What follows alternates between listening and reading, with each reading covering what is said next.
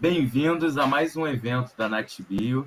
Não esqueçam hoje de curtir a live de hoje, se inscrever no nosso canal, ativar nossos sininhos e ir nas nossas mídias sociais. Agora com você, eu vou chamar aqui o Anderson para falar um pouquinho sobre o evento de hoje. Olá, pessoal, beleza? Tudo bem? Então, vamos falar um pouquinho da NatBio, né, que é esse instrumento de conservação da natureza. E hoje a gente está dando início a um quadro, né, que a gente já tem o bate-papo geográfico, né, temos a profissão da ciência, né, e temos agora as vozes da natureza, né, a voz da natureza. Como é que a gente chegou nesse quadro, né? Eu estava conversando com a bióloga Verônica Rocha, né, e aí eu estava me perguntando, né, por que será que esse meio ambiente que a gente vive, né, essa coisa que não é só árvore, né, é todo um meio, por que ele foi sempre negligenciado? Né? Aí ela me olhou e falou assim, porque a natureza não vota. Eu fiquei pensando nisso, né? Realmente precisam de pessoas, né, para votar por ela. Então a gente precisa de quê? De sensibilização. Precisamos de vozes, de mais pessoas. Então a gente idealizou esse quadro chamado Vozes da Natureza, onde a gente identifica essas pessoas, né, espalhadas aí pelo Brasil, que podem de alguma forma sensibilizar e ajudar a gente.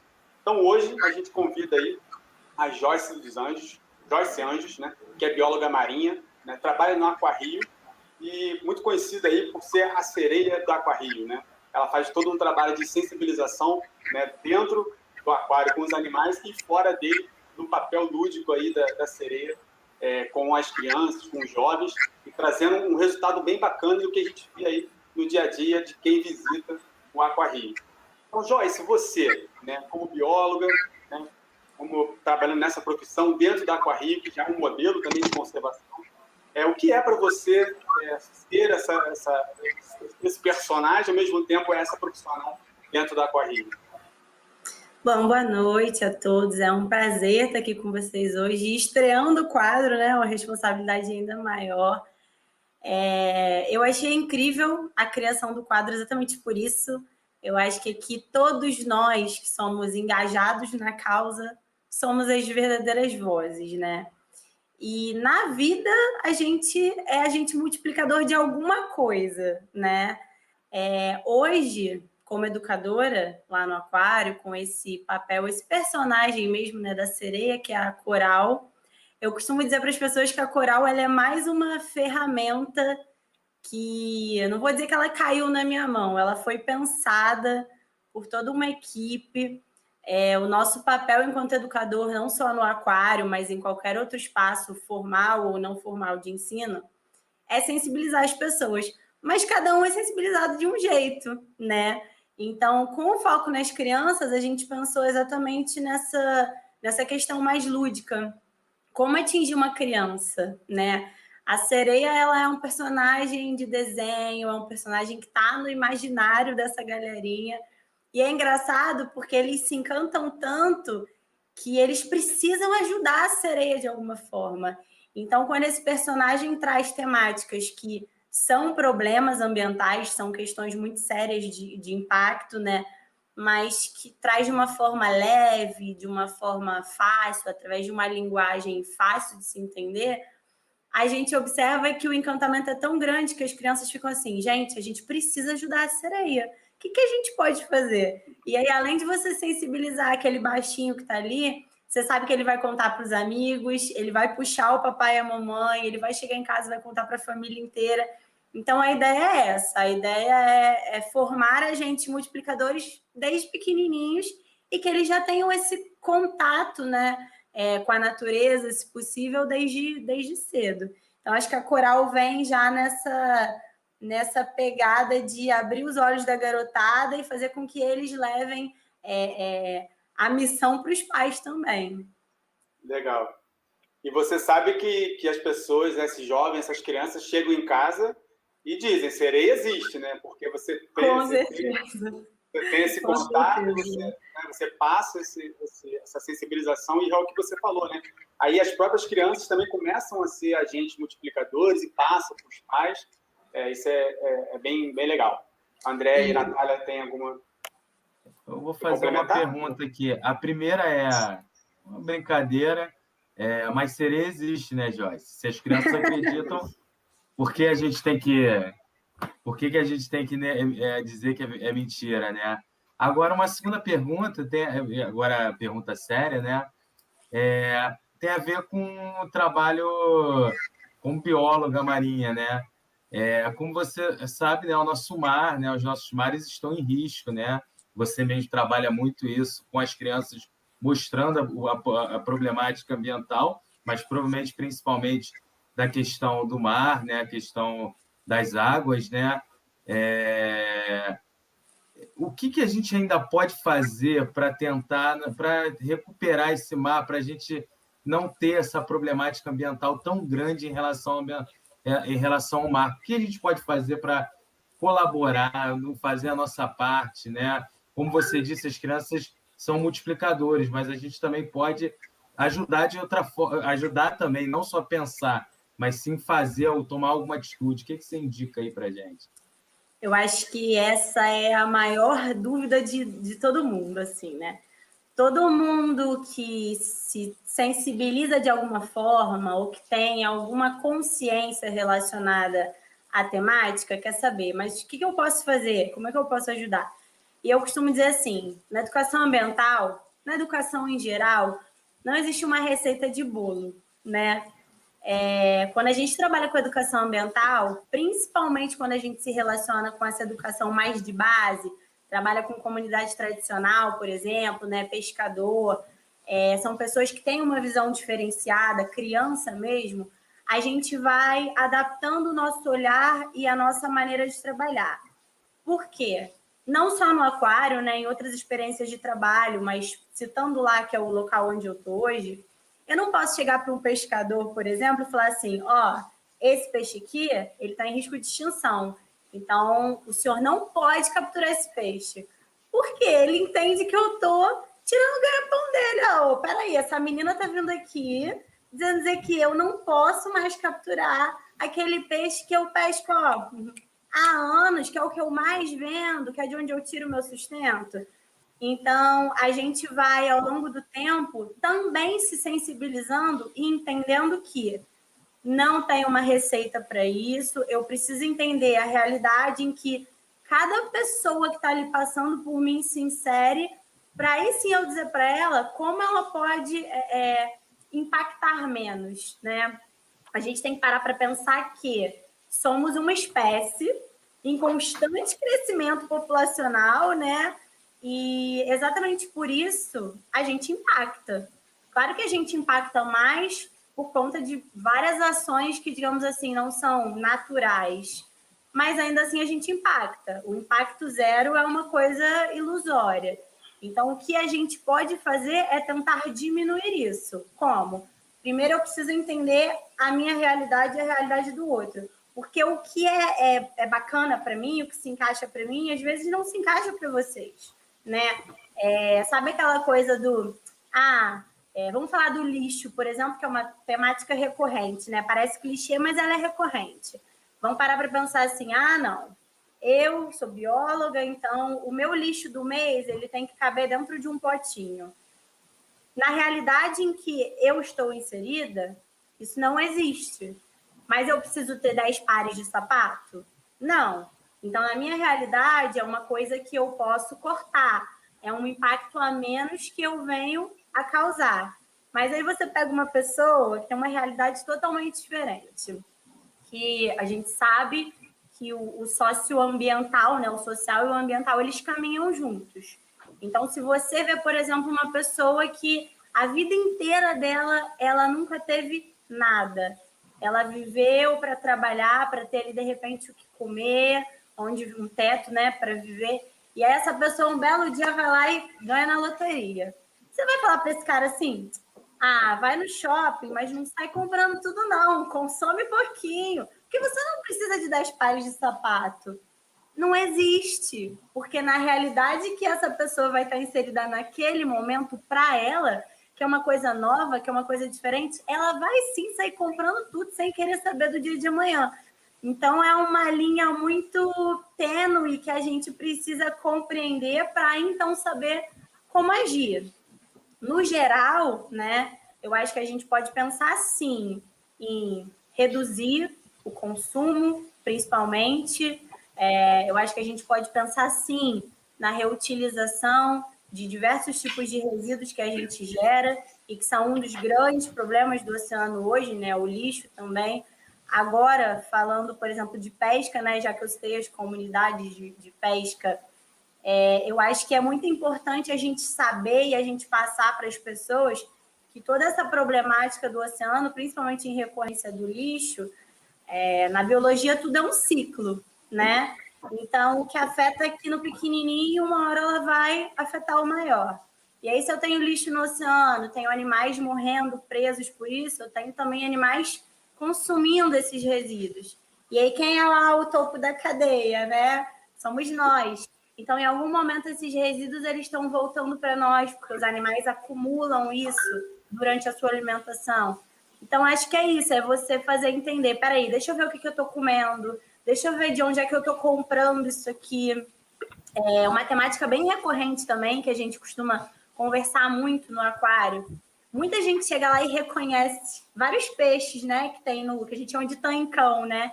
É o nosso tanque oceânico, é o maior tanque do Aquarrio. E conhecem por quê? Porque são peixes que são considerados recursos de pesca, né? Então, tem uma galera lá, pescador mesmo, que chega e fala: ih, moça, isso aqui é xarel, né? Xerelê, guarajuba. Reconhece mesmo. Aí você fala, pescador, você é pescador, né? Com certeza, na hora eu falo: você é pescador? Ele fala: sou, já peguei muito. Mas aí você também tem um visitante que fala assim: nossa, tubarão, credo, tenho medo desse bicho. Ai, mas eu adoro comer esses peixes aqui, adoro carne de cação. Aí a gente já... Plim! Por quê? No Brasil é uma prática muito comum você consumir a carne de cação, mas a maioria das pessoas não faz ideia de que o cação é o tubarão, né? E aí você vai lá no mercado, você chega lá na peixaria, filé de cação, não tem espinho, que delícia, né? Mas você não olha qual é a espécie de cação que você está consumindo. Então, você não sabe se é uma espécie, por exemplo, que tem determinada vulnerabilidade, se está em risco de extinção. E se você comprando e consumindo, está agravando esse risco. Aí você vai falar assim: ah, mas Joyce, mas tem gente que não está nem aí para isso. Porque tem gente que considera realmente um recurso, né? O recurso está ali, ele é para ser utilizado. Tudo bem. Então, se você acha que a carne do animal é um recurso, bom, a gente vai tentar mudar essa sua visão. Mas se ainda assim, para você não é o suficiente o cuidado com a espécie, porque isso um dia, mesmo que em larga escala, lá longe, vai te atingir, bom, então você precisa entender que esse bicho está acumulando um monte de coisa ali no organismo dele. Lixo, metal pesado, e que ao comer essa carne, você também está colocando isso para dentro do seu organismo. Então, assim, eu acho que é importante isso, é reduzir, é reutilizar, é saber o que você está consumindo, pelas mãos de quem. Eu acho que lutar sempre pela fiscalização dos órgãos públicos e dos órgãos privados. Eu acho que por esse caminho, mas assim, os impactos são tantos que se a gente for ver o que fazer, tem tanta coisa, sabe, que a gente pode, que a gente dá para atacar em várias frentes, né? Exato! Aí as pessoas falam: poluição então no oceano, a gente está falando só de resíduo sólido. Não! A gente está falando de poluição atmosférica também. Hoje uma galera fala de aquecimento global. Mas e aí? O que o aquecimento global faz? O que o oceano tem a ver com o aquecimento que está acontecendo lá na atmosfera, né? A temperatura do oceano está mudando, os animais estão morrendo, os corais estão branqueando. Tudo está conectado. Então, assim, o impacto zero ele não existe, mas qualquer passo que a gente consiga dar que minimize esses efeitos já é um grande feito, né? Legal. Faz para outros. É interessante que a gente vê a educadora na fala da Joyce, né? Que ela já entrou ali em bioacumulação, já entrou em diversas coisas. O que é interessante que a gente queria entrar aqui, Joyce, na verdade, no seu papel como educadora também, né? Dentro dessa perspectiva. A gente estava conversando há um tempo, a gente queria trazer até alguém da reciclagem para conversar, que existe uma mudança de mentalidade para as novas gerações por conta da forma que a gente educa hoje, né? Então, antigamente, se falava que não era legal jogar chiclete no chão porque o passarinho ficava, Antigamente não se falava nessa questão do canudo de plástico, de madeira. A gente cresceu, pelo menos eu cresci com a ideia de que isso era um problema, né? De que era uma questão. Sim. E aí você tem toda uma educação hoje para as novas gerações. Uma criança hoje em dia se sente muito mais chocada de te ver consumindo esse tipo de coisa do que um adulto propriamente dito. E você está acostumado com aquele hábito de consumo, né? Então eu queria saber assim, o seu papel como educadora nessa perspectiva, né? Como é que é o acolhimento? Quais são as conversas que você tem lá? Qual é o seu... O que é, né? O que é que você faz lá de verdade? As crianças chegam, você conversa, se tem uma pauta, ou se vocês mudam essas pautas frequentemente. Como é que funciona esse trabalho de conscientização para as novas gerações, né? Que, na verdade, as que vão mudar a mentalidade mesmo. Com certeza. Assim, a gente trabalha em várias frentes, né? Eu costumo dizer que é isso. Toda equipe de educação, ela é multidisciplinar e se não é, ela vira. Porque tem que ser. Hoje a gente precisa trabalhar com viés diferentes e isso, entendendo a necessidade de cada pessoa que passa pela gente. Então, a gente tem hoje uma equipe de biologia, né? E essa equipe, ela atua no manejo e a outra equipe atua na parte de educação ambiental, né? Mas sempre juntos, porque o trabalho de um depende do trabalho do outro. A gente precisa saber do bem-estar dos animais, a gente precisa saber o que é colocado em cada tanque. Então, a gente precisa saber todos esses bastidores e estar ali junto para passar isso para o visitante. Se eu não estou sensibilizada, eu não consigo sensibilizar ninguém, né? E aí, assim, o nosso trabalho hoje, né? Primeiramente, é à frente do circuito de visitação. Então, a gente tem, por exemplo, as visitas guiadas, né? Com grupos que são grupos de adultos ou grupos escolares, né? A gente tem visitas escolares. Claro que por conta da pandemia todo esse cenário mudou, mas, digamos assim, era um dos nossos maiores movimentos lá. Todos os dias eram muitas escolas que passavam por nós, porque o aquário ele não deixa de ser uma continuação da sala de aula, né? A gente claro que assim, a gente está no segmento turístico, mas a gente se entende como um espaço não formal de ensino, né? Com certeza. Os professores, eles dão aula na escola sobre determinado assunto lá dentro da Base Nacional Curricular, e por que não estender essa aula para uma aula prática ou para levar o seu aluno para estar em contato ali direto, né, com o objeto de estudo. Então, a gente se entende dessa forma.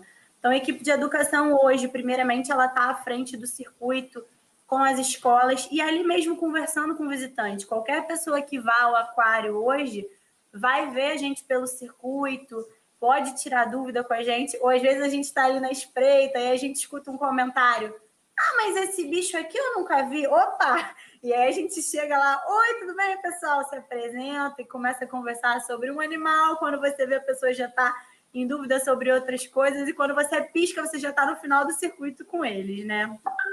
Além disso, tem todo um trabalho de acordo com as semanas temáticas, né? Junho, por exemplo, para a gente é um mês bastante corrido, porque a gente tem Semana do Meio Ambiente, várias datas conectadas ao meio ambiente, né? Dia da Água, Dia da Terra. Então, a gente sempre prepara o nosso calendário e já prepara as ações que a gente vai fazer. Então, tem mudanças no circuito com relação ao conteúdo que vai ser trabalhado para os visitantes, questões de fácil acesso, que eles possam ver e compreender, e mesmo assim a gente está por lá.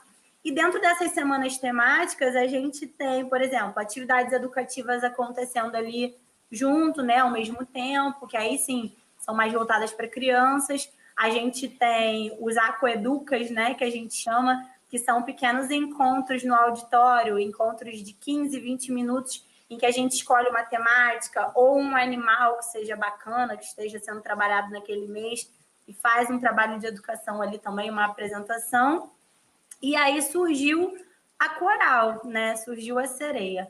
No caso da coral, a gente tem um espaço, né? Alguns espaços em que a gente faz a montagem desse cenário, e aí dentro das temáticas que a gente vai trabalhar, depende muito de como vai ser. Se eu tiver um outro personagem, por exemplo, para estar comigo, né? Agora há pouco tempo, na última aparição da coral, a gente teve um outro educador que fez o pirata, o Fernão Ermitão. Eu vejo. Então, acontece um diálogo, né, entre os dois. E aí, sim, a gente preparou um escopo mais ou menos do que a gente queria trabalhar, mas não é uma coisa muito teatral, não. A gente combina ali a temática e na hora faz ao vivo, né? Porque depende do grupo.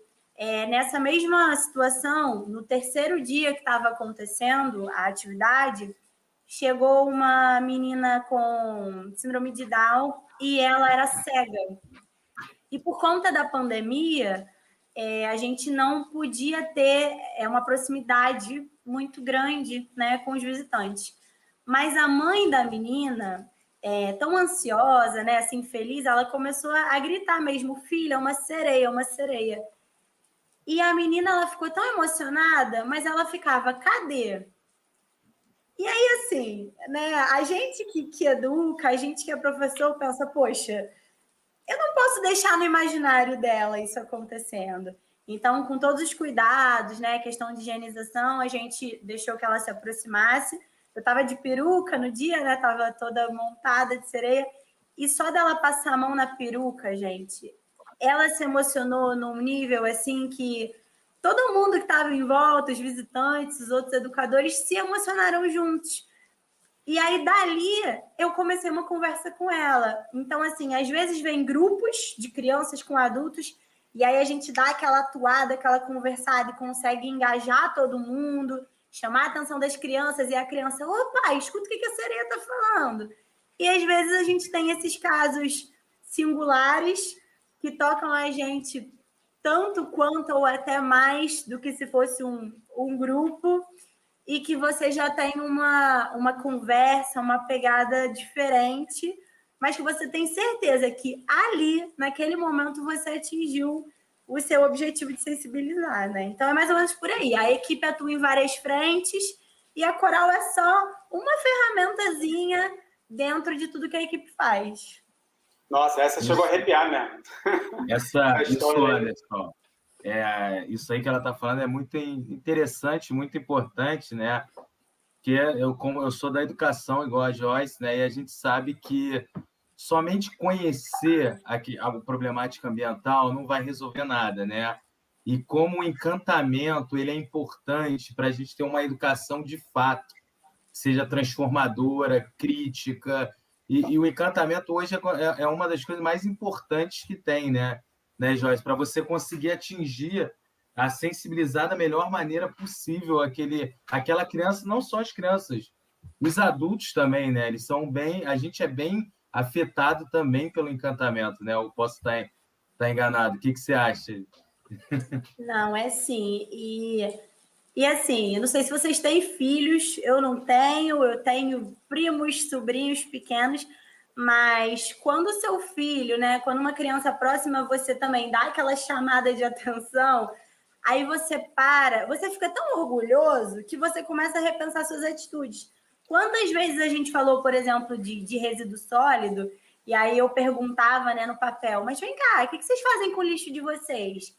E aí eles olhavam para o pai, para a mãe assim, a gente junta, bota num saquinho quando a gente vai para a praia, mas a gente deixa o saquinho lá. Aí quando eu falava assim, ué, mas deixa o saquinho lá, mas tem que levar o saquinho junto. Aí a criança olhava para o pai, viu, pai, tem que levar o saquinho junto. Então, assim, naquele momento parece que ela está dando uma chamadinha de atenção, mas aí o pai para repensar, ouve o que você está dizendo também e adota aquilo ali. Ou muitas das vezes acontece o contrário.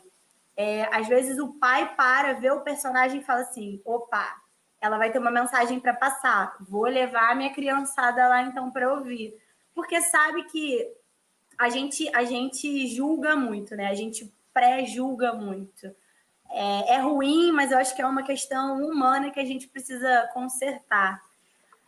A primeira aula que eu dei, antes de tudo isso, né? Assim que eu comecei a trabalhar mesmo na biologia, eu trabalhei com turismo pedagógico.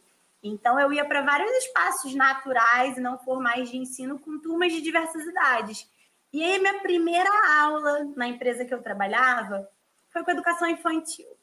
Quando eu me vi diante daquela galerinha, eu falei assim, gente, e agora? O que eu vou falar com essa galera? Que aula que eu vou dar para essa galera? E a gente estava indo para o Parque Chico Mendes, lá no Recreio, né?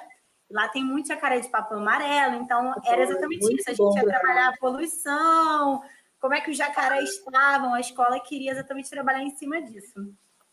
E aí eu no ônibus com a galerinha pensando, gente, e agora? Como é que eu vou falar de extinção, de poluição? E matutando. E aí quando a gente chegou lá, eu botei uma musiquinha para eles, do jacaré. E aí a criança, não devia ter nem 5 anos de idade, virou para mim e falou assim, tia, você sabia que o jacaré está vivendo numa casa muito suja? Porque a gente joga um monte de coisa lá na casa dele. Aquilo me deu um estalo na hora, que eu falei assim, eu tô aqui preocupadíssima, pensando como eu vou fazer essa criança entender o conteúdo que eu tenho para passar, e ela acabou de me dar uma aula. Então, eu acho que a gente toca os dois. A gente toca a criança pelo personagem, por chamar a atenção, mas a gente toca o adulto sim. E, assim, perfeitos na colocação de vocês. Quando a gente coloca sensibilizar, é o que a gente faz hoje. A gente ficou muito tempo pensando em a importância de conscientizar, Muita gente tem a consciência e ainda assim faz. Por que faz? Porque não liga? Porque a sua realidade é outra? Pode ser, né? Esse pré-julgamento é complexo. Mas a consciência muita gente tem, muita gente também não tem. Realmente a gente sabe que a informação, o conteúdo não chega para todo mundo, infelizmente. Mas se a galera que tem consciência continua fazendo, eu preciso mexer com mais. Eu preciso mexer com o interno daquela pessoa. Eu preciso tocar, eu preciso mostrar para ela que, a gente está atingindo aqui embaixo, mas esse degrauzinho ele vai subindo e vai atingir você, vai acabar com um recurso que você come, a água que você bebe, a água que chega na sua casa para tomar banho, que já acontece com diversas famílias pelo mundo e a gente não tem noção, mas vai chegar em você em algum momento. Então, toca assim. A educação faz mágica, né, gente? A verdade é. Legal, Joyce, você falar isso, que né, em suas falas anteriores, você várias vezes falou em conceito de planeta, né?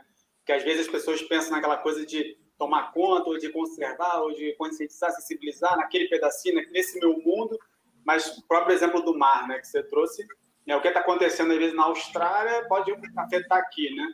Eu até brinco com o pessoal aqui da cidade, quando a gente vai fazer, recolher o lixo, a gente fica monitorando o tabuado de maré, então a gente recolhe o lixo de manhã, à noite eu brinco, a gente fez um bom trabalho hoje, mas o lixo está tudo lá de novo. Como assim? Porque a maré subiu, já desceu, já deixou tudo lá de novo. Então, assim, e aproveitando o gancho que você falou do jovem, né? Eu tenho um filho de 10 anos. Aí, recentemente, voltando de uma trilha com muito aluno, antes de botar a roupa na máquina, eu dei dei uma limpada melhor no banho, né? Então, eu fiquei mais tempo no banho. Então, ele foi lá no banheiro, deu um grito, vai acabar a água do planeta! Então, quer dizer, você fica naquela, 10 anos. Então, assim, nunca falaria isso para minha mãe. Então, isso sempre que já é um trabalho de formiguinha, mas que ele está acontecendo, né? Eu acho que isso é bem bacana. E eu acho que é isso, assim, essa visão de que... Eu não sei se a gente foi criado dessa forma, se a gente já carrega isso com a gente, mas o ser humano tem muito isso de que a gente está no topo, nós somos, sim, os maiores agentes modificadores do planeta. E não só do ambiente, de tudo que acontece, inclusive das ações. Então, assim, por que eu vou causar um impacto negativo se eu posso causar um positivo, né?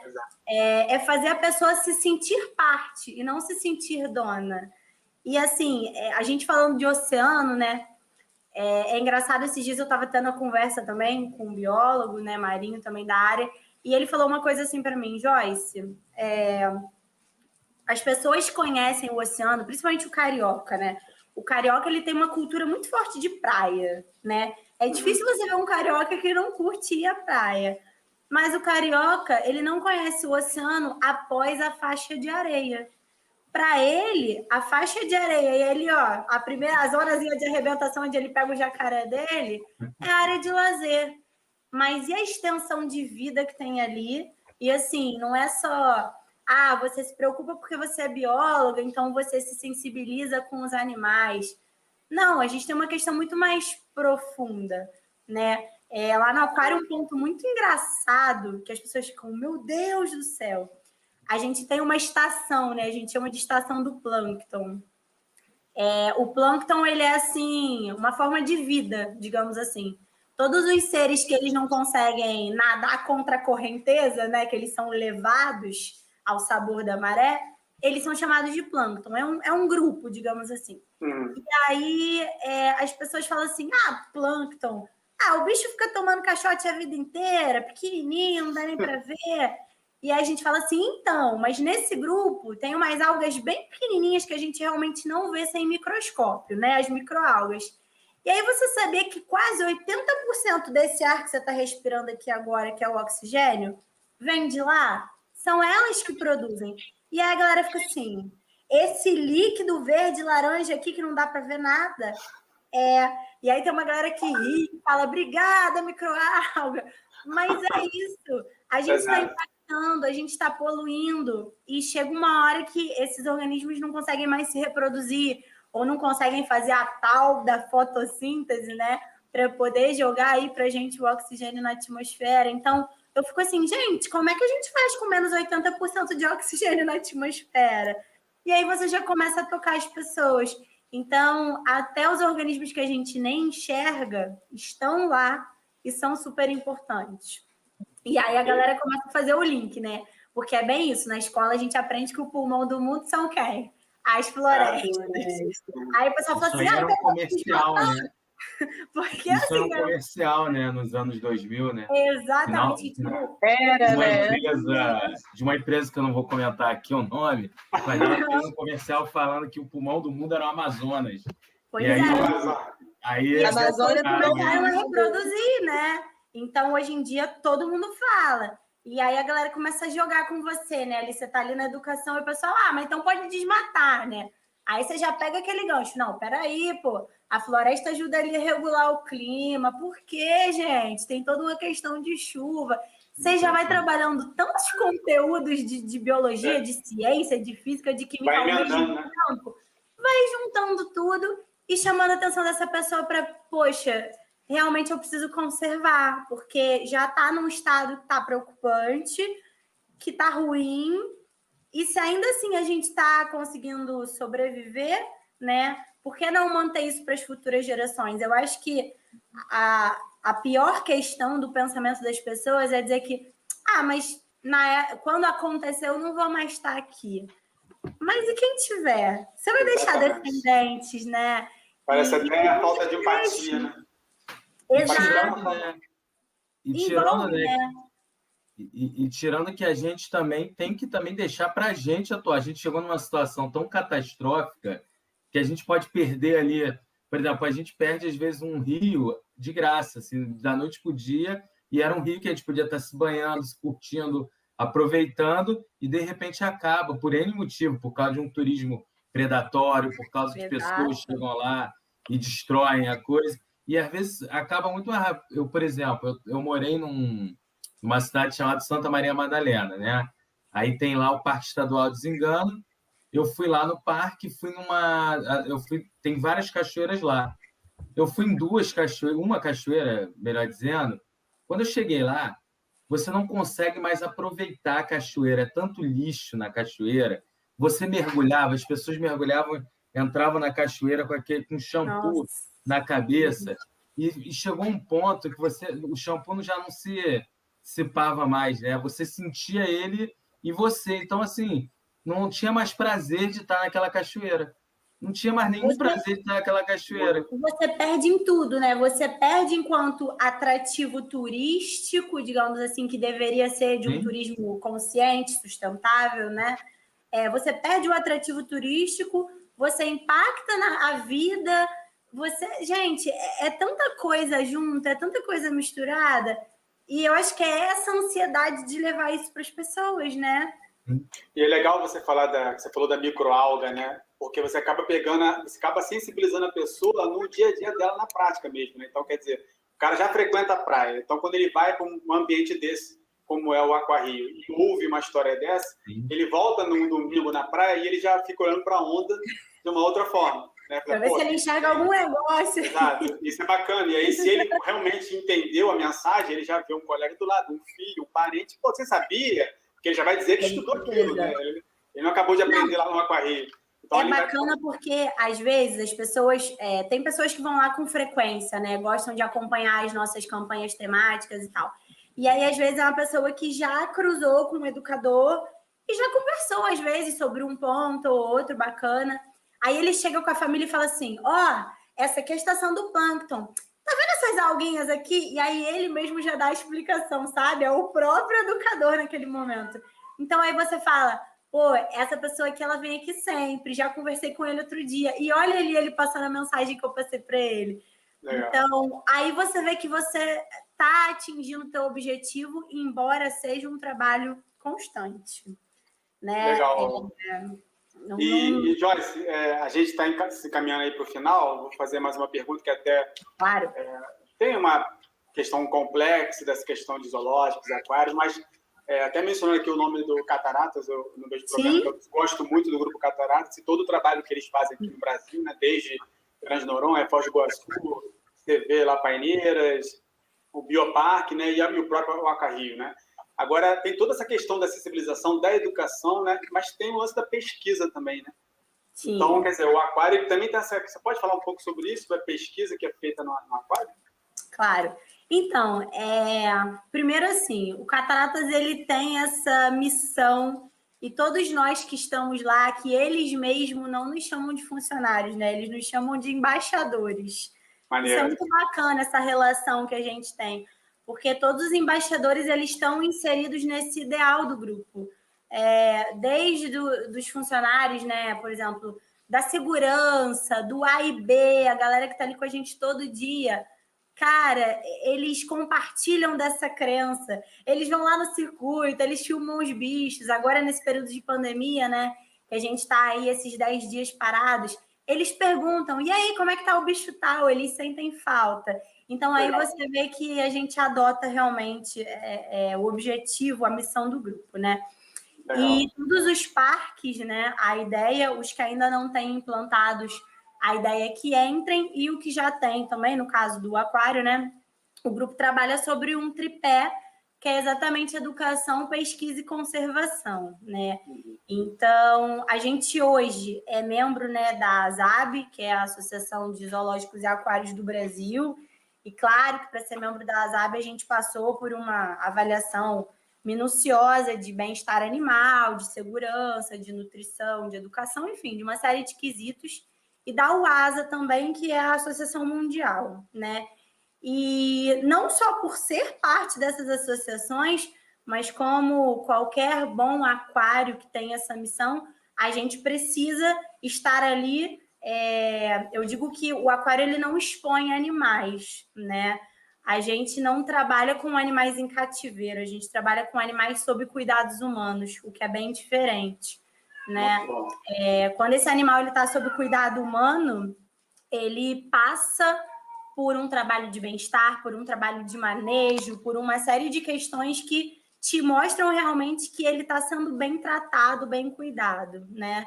Muito legal. E, tem essa diferença, né? Mas, enfim, hoje o aquário realiza, sim, pesquisa em parceria com algumas universidades, né? A UFRJ é uma que tem uma presença muito forte lá, principalmente na pesquisa relacionada aos corais, por conta dessa questão do branqueamento, né? Então, eles fazem uma pesquisa de probiótico para recuperação, para tentar recuperar as espécies de corais, né? Desse processo que vem acontecendo hoje cada vez de forma mais alarmante por conta do aquecimento global. A gente também, né? Esses órgãos, né? Essas associações, a ASAB, ela escolheu, se não me engano, foram 25 espécies, dentre tantas, né, que estão em risco de extinção, mas eles selecionaram 25 espécies, assim, prioritárias, e os aquários que fazem parte da associação viraram padrinhos dessas espécies. Então, o Aquarrio hoje, ele é padrinho do tubarão-lixa, né, que é uma espécie que está em risco de extinção, crítico. Aqui no Sudeste hoje é raríssimo de você ver esse animal. No Nordeste você ainda encontra, mas é raro mesmo. Que é um animal que está sofrendo uma série de impactos, né? Poluição, principalmente, né? E aí, por conta disso, a gente precisa também trabalhar em cima de pesquisa com ele, por exemplo. Então, hoje, a nossa equipe de manejo realiza pesquisas de bem-estar, né, e de manejo do animal de formas naturais. Se vocês quiserem também, depois eu posso passar um material para vocês sobre a imobilidade tônica, que os nossos tratadores, quando estão dentro do tanque, né, fazendo o manejo do animal, eles estimulam partes mais sensíveis desse animal, e esse animal, durante esse estímulo, ele fica tão relaxado que eles conseguem virá-lo de cabeça para baixo. É uma espécie de tombamento, né?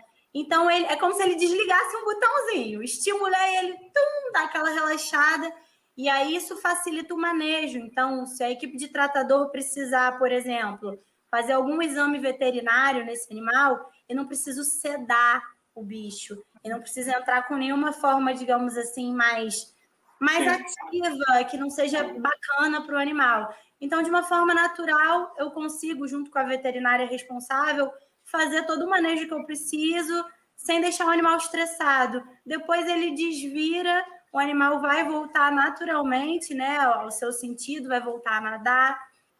Embora ele seja um animal noturno, né, ele fica mais ativo realmente no horário da noite, na hora da alimentação. Então, assim, existem uma série de universidades que tentam, às vezes, o contato com o aquário também, né? O aquário, ele seleciona, na verdade, as pesquisas, né? Existe uma banca exatamente para selecionar as pesquisas que se encaixam naquele melhor momento, que o animal está ali, que pode ser feita in situ, ex situ, a gente avalia, né? Como é que dá para encaminhar.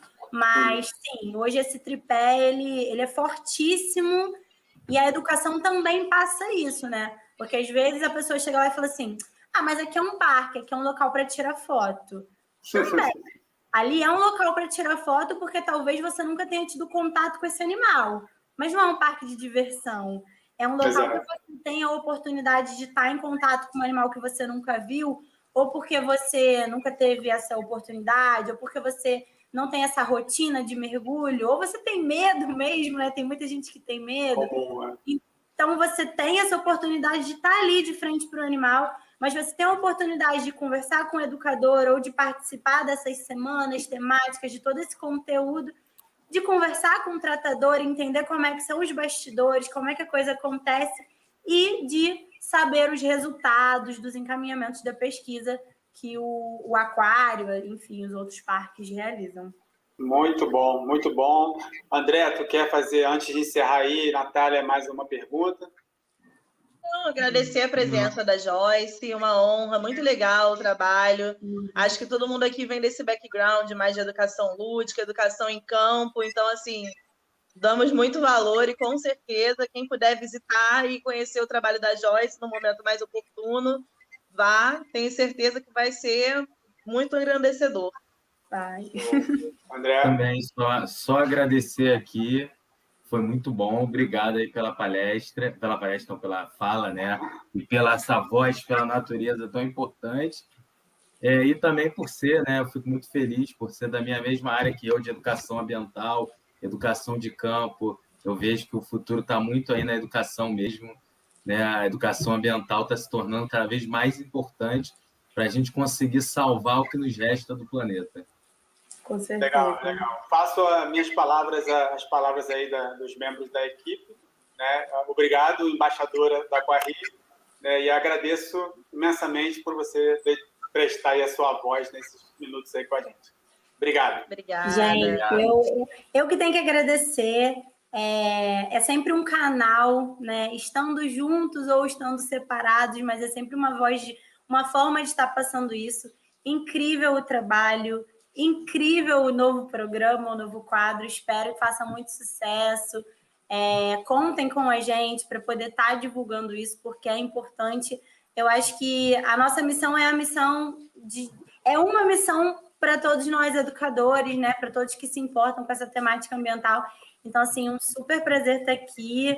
O que vocês precisarem de conteúdo, enfim, podem ficar à vontade, porque já me sinto parte. Obrigada. Muito obrigada, Joyce. Muito obrigada. Valeu. Obrigado. Obrigada. Tchau, gente. Boa noite. Boa noite.